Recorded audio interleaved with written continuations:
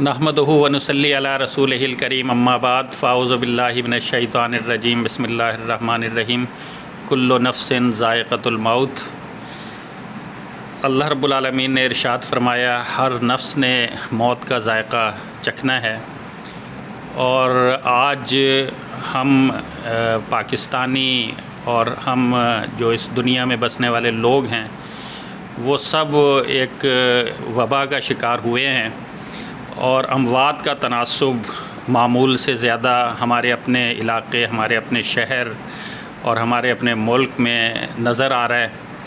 اور یہ بات اس بات کی علامت ہے، یہ صورتحال، کہ ہمیں تیاری کی ضرورت ہے۔ کس وقت ہمارا بلاوا آ جائے کوئی کچھ نہیں کہہ سکتا۔ نبی رحمت صلی اللہ علیہ وسلم سے ایک صحابی نے سوال کیا،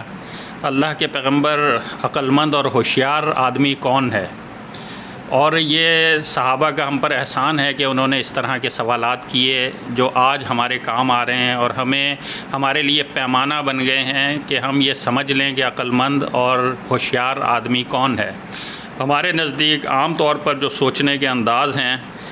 عقل مند وہ ہوتا ہے کہ جو دنیا کے معاملات میں، تجارت میں، کاروبار میں، لکھائی پڑھائی میں اور سیاست میں جو بڑی ہوشیاری اور عقل مندی کے ساتھ کامیابیاں حاصل کرتا ہے، کہتے ہیں جی یہ بڑا عقل مند آدمی ہے، بڑا ذہین آدمی ہے۔ گھر میں بھی کہا جاتا ہے کہ جی یہ بچہ بڑا ذہین ہے، یہ بڑا اچھا کاروبار سنبھال رہا ہے، بڑا اچھا کاروبار چلا رہا ہے۔ تو ایک تو پیمانہ یہ ہے جو ہم نے دنیا کو بنا لیا ہے کہ عقل مند وہ ہے جو دنیا کے معاملات میں زیادہ ہوشیاری کا مظاہرہ کرے اور عقل مندی کا مظاہرہ کرے۔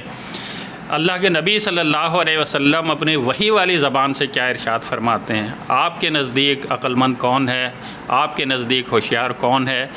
ایک مسلمان ہونے کی حیثیت سے یہ ہمارے لیے بہت اہم بات ہے، اور اسی چیز کو ہمیں عقل مندی کا پیمانہ بنانے کی ضرورت ہے۔ اللہ کے نبی صلی اللہ علیہ وسلم نے کیا ارشاد فرمایا کہ عقل مند وہ ہے جو موت کو بہت زیادہ یاد رکھے۔ اور ہم میں سے کتنے ہیں جو موت کو یاد رکھتے ہیں؟ موت کی حوالے سے ہر وقت ان کے ذہن پہ یہ سوار ہوتا ہے کہ بھئی مرنا ہے، اور مرنے کے بعد کیا صورتحال درپیش آئے گی، اس کے لیے میں کیا کر رہا ہوں۔ اس انداز میں سوچنا ہمارے لیے تقریباً مفقود ہوتا جا رہا ہے۔ ہمارے سوچ کا، ہمارے جو ہے سارے جو تصورات ہیں وہ صرف دنیا کے گرد گھوم رہے ہیں، اور ہم یہ دنیا کے مستقبل کو بنانے کے لیے اور دنیا میں کچھ بہتر اپنے لیے کیریئر بنانے کے لیے، اپنی اولاد کا کیریئر بنانے کے لیے بس ہم اس لیے تو سوچتے ہیں، لیکن اپنی آخرت میں ہم آخرت کے لیے کیا بھیج رہے ہیں، اور آخرت کی ہمیں کیا سوچ ہے، موت کی ہماری کتنی تیاری ہے، اس طرف ہماری کوئی توجہ نہیں ہے۔ حالانکہ یہ موت کا تصور اور یہ آتے ہی ظاہر ہے ایک محتاط زندگی کی طرف ہمیں چلے جانا چاہیے تھا۔ ہمارے سامنے آج کتنی اموات ہو رہی ہیں، کتنے جنازے ہم پڑھ رہے ہیں، کتنی عظیم شخصیتوں کے جنازے ہم پڑھ رہے ہیں جو اس دنیا سے رخصت ہو چکے ہیں۔ تو ظاہر ہے کہ یہ جنازے، یہ میتیں جو ہمارے سامنے رکھی ہوئی ہوتی ہیں، یہ خود زبان حال سے ہمیں نصیحت کر رہی ہوتی ہیں۔ اور اسلاف میں سے ایک صاحب نے بڑا عجیب تصور پیش کیا، وہ اس کراہیت محسوس کرتے تھے کہ جنازوں پر کسی کو نصیحت کی جائے، اور ان کا استدلال یہ تھا کہ جو شخص میت کو دیکھ رہا ہے اور اس سے نصیحت نہیں پکڑ رہا، تو میری نصیحتیں اس پر کیا اثر انداز ہوں گی۔ تو یہ جو رات دن جنازے ہو رہے ہیں اور ہم مسجدوں میں پڑھ رہے ہیں، ہمارے اپنے رشتہ داروں کو ہم اپنے کندھوں پر اٹھا کر لے جا رہے ہیں، قبرستان میں منو مٹی تلے دبا رہے ہیں اور اس کی قبر پر کھڑے ہو کر دعائیں کر رہے ہیں، تو کیا ہم یہ بھول گئے ہیں کہ ہم نے بھی ایک روز مرنا ہے؟ اور نبی علیہ السلام نے فرمایا کہ موت کو یاد رکھتا ہے، اور موت کے بعد کے لیے تیاری کرتا ہے۔ یعنی عقل مند شخص وہ ہے جو موت کو یاد رکھتا ہے اور موت کے بعد کی تیاری کرتا ہے۔ تیاری میں رہنا، یہ یعنی ہم اس وقت ساری ہماری سوچیں یہ ہوتی ہیں کہ بھئی یہ کام کرنا ہے، وہ کام کرنا ہے،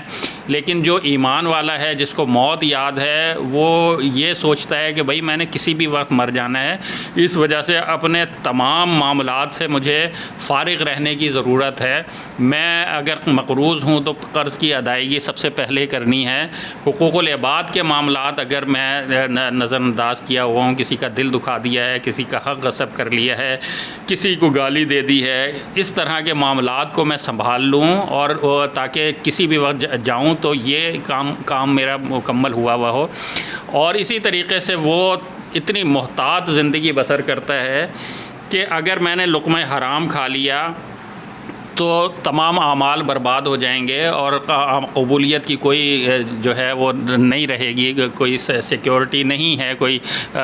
قبولیت اعمال کی ممکن نہیں رہے گا اگر میں نے کوئی لقمہ حرام کھا لیا۔ اسی طریقے سے اسے اپنے دل کی طرف بھی توجہ ہوتی ہے کہ بھائی میں اعمال نماز تو پڑھ رہا ہوں، میں دیگر نیک اعمال کر رہا ہوں، لیکن کیا یہ خالص اللہ کی رضا کے لیے کر رہا ہوں یا اس میں کسی ریاکاری کا شائبہ آ رہا ہے؟ تو وہ ان تمام چیزوں پر ایک محتاط انداز میں زندگی بسر کرتا ہے، تمام تعلقات محتاط انداز میں نبھاتا ہے، جو ذمہ داریاں اس پر عائد ہوئی ہیں اور اللہ رب العالمین کی طرف سے عائد ہوئی ہیں، وہ بوڑھے والدین کے ساتھ حسن سلوک کرتا ہے، وہ اپنی رشتہ داریاں نبھاتا ہے، وہ اپنے بچوں کی تعلیم و تربیت پر توجہ دیتا ہے، وہ تمام اپنے محلے والوں کے ساتھ حسن سلوک کرتا ہے۔ اسی طرح جو بھی ذمہ داریاں حقوق العباد کے حوالے سے اس پر عائد ہوتی ہیں وہ بھی مکمل کرتا ہے، اور اللہ رب العالمین کے جو اس پہ حقوق ہیں، نماز کی ادائیگی ہے، فرائض کی ادائیگی ہے، اس میں بھی پوری ذمہ داری کا مظاہرہ کر رہا ہوتا ہے۔ تو وہ شخص ہے کہ جس کو واقعی موت یاد ہے، وہ شخص ہے کہ جو یقینی طور پر تیاری میں ہے موت کی، اور کسی بھی وقت جب موت اسے آ لے گی تو وہ ایک اطمینان کے ساتھ اس دنیا سے رخصت ہوگا اور اللہ رب العالمین کے ہاں پیش ہو جائے گا۔ لیکن جس کو موت یاد نہیں ہے اور جس نے تیاری کے مرحلے میں نہیں ہے، اسے اچانک جب موت آئے گی تو اس کے تمام جو پچھتاووں کا اسے سامنا کرنا پڑے گا۔ میں یہ کام بھی کر لیتا، میں یہ کام بھی کر لیتا، میں ادھر بھی اللہ کے راستے میں خرچ کر لیتا، میں یہ ذمہ داریاں تھیں یہ ادا کر لیتا۔ لیکن ظاہر ہے جب موت کا وقت آ جاتا ہے تو ایک لمحہ نہ آگے ہوتا ہے اور نہ پیچھے ہوتا ہے۔ تو ضرورت اس امر کی ہے، عقل مندی کا معیار نبی علیہ السلام نے یہ فرمایا ہے کہ موت کو یاد رکھتا ہے، تو موت کو یاد رکھیں، اور موت کے بعد جو صورتحال پیدا ہوگی، قبر کے مرحلہ ہے، حشر کا مرحلہ ہے، قیامت کے دن کے سارے معاملات ہیں، ان سب کے لیے تیاری کرے،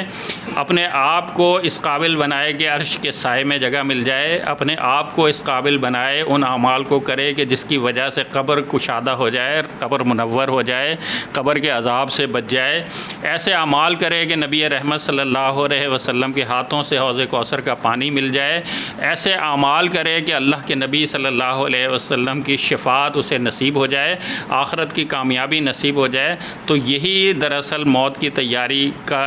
سوچنے کا انداز ہے۔ اللہ رب العالمین سے دعا ہے اللہ تعالیٰ مجھے اور آپ کو عمل کی توفیق دے۔ وآخر دعوانا ان الحمد للہ رب العالمین۔